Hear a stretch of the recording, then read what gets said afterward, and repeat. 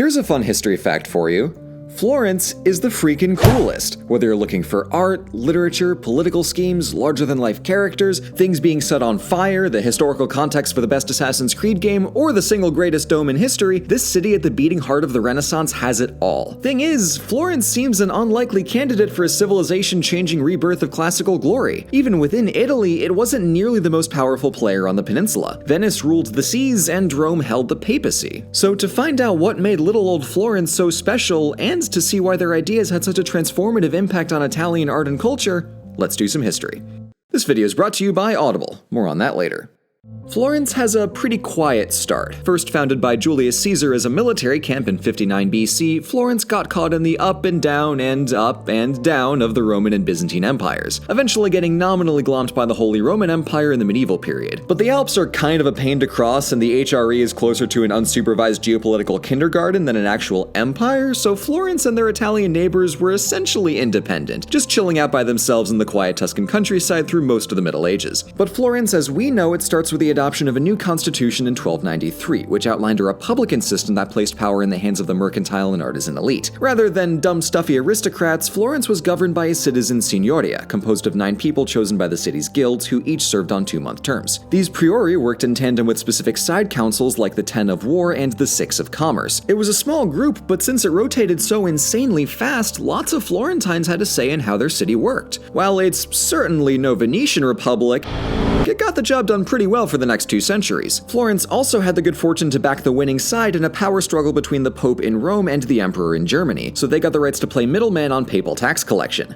Shiny. It's also during this turn of the 1300s that Florence takes a recognizable shape by spending their newfound wealth on a flurry of construction projects. The government got a new house in the Palazzo della Signoria, and Florence started on the Church of Santa Croce. But by far, the most ambitious project was Santa Maria del Fiore, a magnificent new centerpiece church that promised to be the largest in the world. One problem was that the design was so darn big that the architects had no way to actually cap the thing with a dome that wouldn't just collapse under its own weight. And the second problem was a tiny little killjoy by the name of plague. See, for all the cash money that Venetian and Genoese traders brought back to Italy from the Near East, in 1347 they also brought along the Black Death, and a year later its devastation spread to Florence. The population dropped in half, entire families fell off the map, banks disappeared, farms went completely untended, and basically the entire ecosystem of medieval Tuscany collapsed overnight. To paraphrase contemporary accounts, this was un grande oof. But luckily, inconceivable amounts of death really sets the mood for writing poetry, so it's here that we get Boccaccio's masterwork, the Decameron, an Italian-styled 1001 Nights, except the framing device here is plague instead of princes. At the same time, the poet Petrarch was reinventing lyric poetry through the composition of his personal love sonnets. But we have to jump back half a century to give credit to Florence's greatest poet by far, our boy Dante. Exiled from the city in 1302, Dante soon began composition of his Divine Comedy, an era-defining self-insert fanfic that combined Christian theology with ancient Greek mythology in, dare I say it, an even bolder crossover than the MCU. For all of Florence's getting beat up by plague, these 3 smart boys gave the city a head start on rediscovering ancient ideas and blending them into medieval Christian culture with a new focus on individualism. Things started looking up with the capture of Pisa in 1406, which gave the Florentines a direct route to the sea, more tax revenue, and on-demand access to history's best architecture meme. And 1 decade later, the Pope awarded the honorable and extremely lucrative right of directly managing the papal treasury to a soon-to-be world-changing family,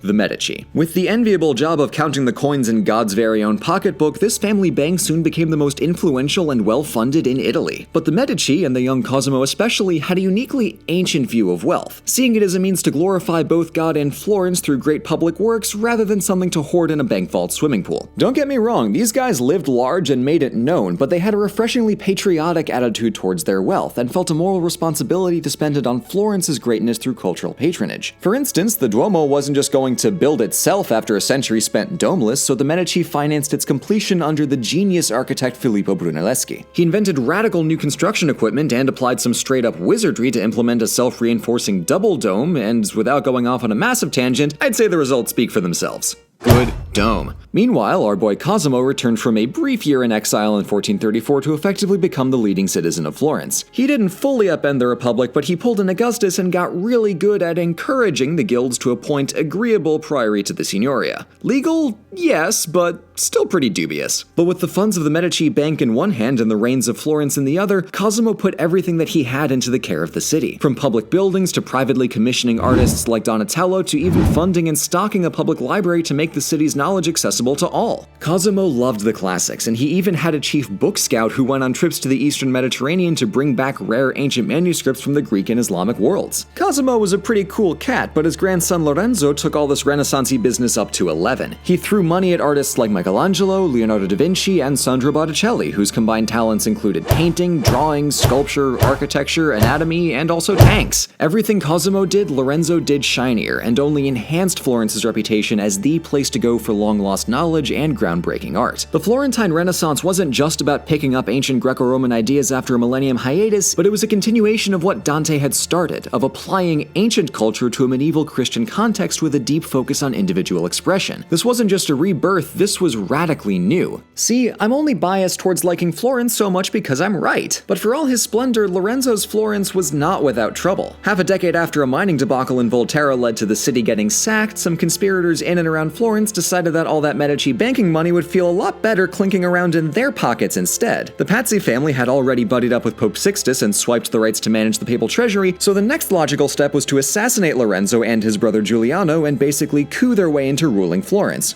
We've all had that thought, right? They'd wanted to kill them both simultaneously during a dinner party, in private, but when Giuliano didn't show, they called it off. The only other option was in the middle of Easter Mass at the Duomo. This had the added downside that it's in full view of the entire city and added a lot more complications, causing several conspirators to nope right on out of there. Because murder is fine, but don't make me do it in front of the pretty dome, man. Giuliano was killed, but Lorenzo survived on pure rage and proceeded to purge every trace of the Pazzi and their supporters from the city, confiscating all of their assets as an extra FU. Lorenzo significantly tightened his grip on Florence in the decade following the Pazzi conspiracy, but the power of the Medici began to wane, with their biggest revenue source being soured on account of all that attempted murder. But even with all this conspiratorial turmoil, Florence was starting to have an outsized impact beyond its Tuscan hills, via coinage, language, and all that sweet, sweet art. The gold florin of the Medici Bank became the standard currency across Italy and parts of Europe, and where florins went, Tuscan followed. This dialect was already well regarded in Italy because of Dante, Petrarch, and Boccaccio, but it became a lingua franca because of the far-reaching mercantile influence of the Medici. And soon other cities wanted in on the artistic action as well, so Leonardo got hired by Milan and Michelangelo went to Rome to go paint a pretty roof. When 99% of the Renaissance belongs to 1% of the Italians, we gotta redistribute that, After Lorenzo's death in 1492, the incompetence of his first son Piero got the entire Medici family exiled, and into this power vacuum steps Girolamo Savonarola, a friar with a very particular attitude towards Florence's Renaissance splendor. Burn it down. Savonarola's Bonfire of the Vanities claimed countless artistic treasures in the name of restoring Florence to moral purity, and even the artist Botticelli torched several of his paintings and joined in Florence's collective swan dive back into the Dark Ages. 4 very long years later, Savonarola was burned to death by fed-up Florentines. It's like poetry. It rhymes. And for the next decade and a half, Florence was free of ruling families. In the eyes of one Niccolo Machiavelli, this was Florence in its truest republican form. To mark their newfound freedom, the Signoria commissioned the young Michelangelo to make what would become one of the city's greatest treasures, the David. Beyond being the most iconic work of classical realism, no biggie, this piece directly symbolizes Florence's place in the world, as a small player in a field of giants like France, Germany, and the Papal States. But, like David, while Tuscany may have been small, it was far from weak. Ultimately, the Medici weren't out of the picture for too long because Italy became the battleground for Europe's big fancy empires, and in 1512 the Medici were forcibly reinstated as de facto monarchs. People like Machiavelli weren't very thrilled about this, but people like Machiavelli were also tortured into keeping their mouths shut. During their brief exile, the Medici were busy in the Vatican and soon weaseled themselves into the papacy on 2 occasions, first with Leo X and again with Clement VII. In 1532, Clement solidified his family's hold on Florence by appointing Cosimo I as Duke of Florence, officially swapping the Republic with a hereditary monarchy. For the next 2 centuries, Medici dukes ruled over all of Tuscany. Though the Republic was well and truly dead, and it had never been harder to openly criticize the Medici, Florence's prosperity and artistic excellence didn't miss a beat. Cosimo I politely confiscated the opulent palace of the Pitti family in 1549 and built some sweet new gardens around it. And he hired architect Giorgio Vasari to build a corridor across the Ponte Vecchio to connect Palazzo Pitti with his Uffizi, a massive new administration complex adjacent to the old Palazzo della Signoria. You might know it today as the Uffizi Gallery, one of the best museums in Europe, no big deal. And 3 decades later, Duke Ferdinand replaced all of the butcher shops on the main bridge with goldsmiths because apparently Florence wasn't visibly rich enough yet. But probably my favorite product of the Grand Duchy is the Medici chapels at the back of the church of San Lorenzo. Take a wild guess at why I like it so much. The centerpiece is the Chapel of the Princes, a towering mausoleum built for the Medici Grand Dukes. It's incredibly swanky in there, but most hilariously, it's still under construction. The entire line of Medici Dukes died out before the ceiling even got its fresco, and that only happened because the lead architect was bullied into ditching his plans for a lapis lazuli mosaic and just putting something on the damn roof already. Jumping back a century, Cosimo expanded Florence's horizons by conquering the Republic of Siena and building a naval base on the island of Elba. Florence's golden age at the forefront of history was certainly behind it, as the Renaissance had long since spread to the rest of Europe, and Florentine prestige had waned in comparison to these big shiny empires, but Florence was still prosperous, beautiful, and most importantly, in one piece. Rome, for one, could not say that last bit. But at the end of the day, Machiavelli's worst fears about a Medici monarchy would come true, as the last 2 Medici Grand Dukes were the worst crossover of lazy, spendthrift, and repressive, leaving Florence weak and nearly bankrupt. After them, Tuscany was swiftly gobbled up by the soon-to-be Archduke of Austria and Holy Roman Emperor. For the sake of narrative convenience, and also because European imperial politics are far too complicated for how boring they are, I'm going to fast forward a century here to 1859, when Tuscany happily jumped on board the Italian unification bandwagon and annexed themselves to the growing Kingdom of Italy. Florence even served as the kingdom's capital for a few years before the final conquest of Rome in 1870. After joining the kingdom, the Tuscan dialect soon became the basis for Universal Standard Italian, and Florence gave many of its most famous churches some finishing touches, which is to say, the front.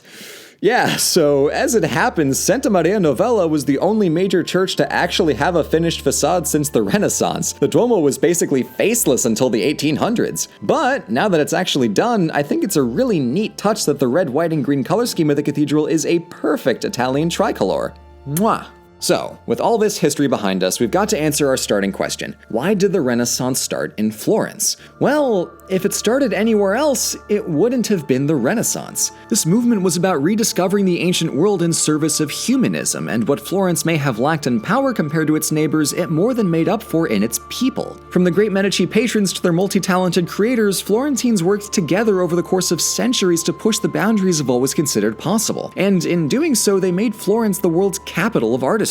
And honestly, I don't think we should have expected any less for a city whose name literally means flourishing. Cosimo's public library brought valuable knowledge to the people of Florence, and if you too want direct access to a world of literature, then you may be interested in today's sponsor, Audible. With enough audiobooks to make even the most seasoned of Renaissance Florentine scholars faint, Audible is the #1 source for all of your literary listening needs. Let's say you're walking home from the store and you want something insightful to listen to. Well, boom, Audible. Maybe you're at home making some food and you want a little something to stimulate your mind as you watch the spaghetti boil? Blammo! Audible! If you want to learn more about the last years of Lorenzo de' Medici and the dramatic bonfire of the vanities that ensued, I'd recommend you listen to Death in Florence, which dives deep into this hot period of Florentine history. And for total immersion, what you gotta do is throw on this audiobook while playing through the Bonfire of the Vanity sequence in Assassin's Creed 2, and then that's how you min-max an educational experience. Audible members who sign up get a credit for any audiobook, completely free every month, as well as 2 free Audible originals per month and additional discounts in the store. And just in time for the holidays, Audible is offering a half-price deal for your first 3 months if you sign up with our link on audible.com/overly-sarcastic or text overly sarcastic to 500-500. If you do, you'll be supporting the channel and getting a really good audiobook in the process. Again, if this sounds like something you'd like, head to audible.com/overly-sarcastic and start listening today. Thank you so much for watching. I will freely admit my biases here because Florence is the reason that I started caring about history at all, but that's okay because, as I'm sure I've demonstrated, Florence is the single coolest place in the history of ever. Case closed. Well, jokes aside, I really hope you enjoyed this video and I'll see you in the next one.